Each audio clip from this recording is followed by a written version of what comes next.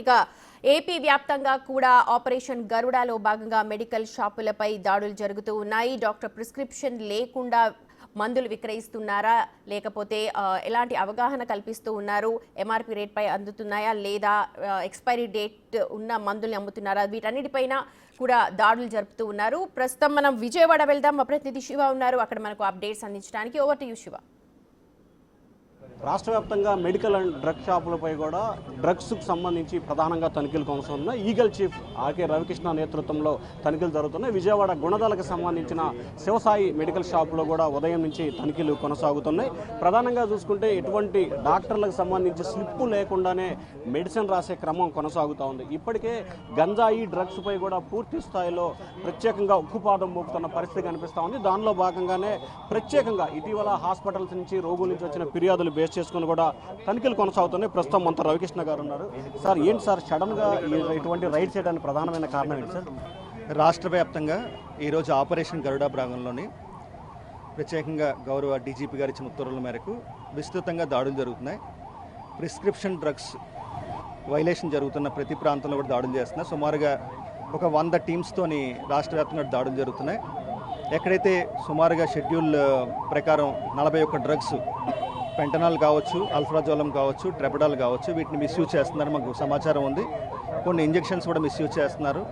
Prescription లేకుండా medical షాప్స్లో drugs అమ్మకూడదు. ఇటువంటి జరిగినప్పుడు ఖచ్చితంగా కఠినమైన చర్యలు ఉంటాయి.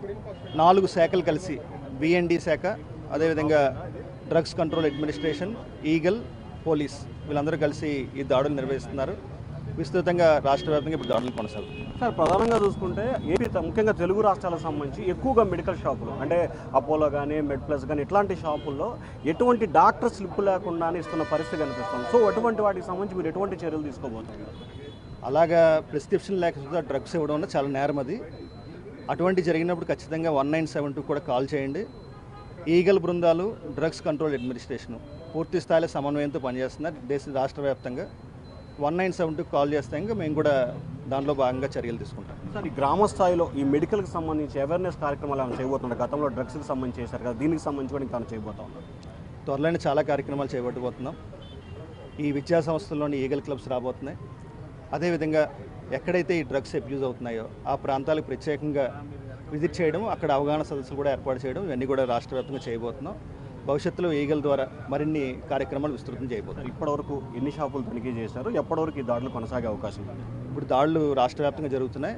పూర్తి సమాచారం మీకు సాయంత్రం కల్లా మీకు ఇవ్వడం జరుగుతుంది. సో ఇది మొత్తం మీద చూసుకుంటే మెడికల్కి సంబంధించి డాక్టర్ నుంచి ఎటువంటి స్లిప్ లేకుండా ఇస్తే కఠిన చర్యలు తీసుకుంటాం. 1, 2 కాదు, ఎవరైనా సరే ఇటువంటి విక్రయాలు చేస్తే కనుక కఠిన చర్యలు తీసుకుంటాం. ఖచ్చితంగా 1912కి ఫిర్యాదు చేయాలని చెప్పి కూడా రవికృష్ణ గారు చెప్తున్నారు. Vote studio.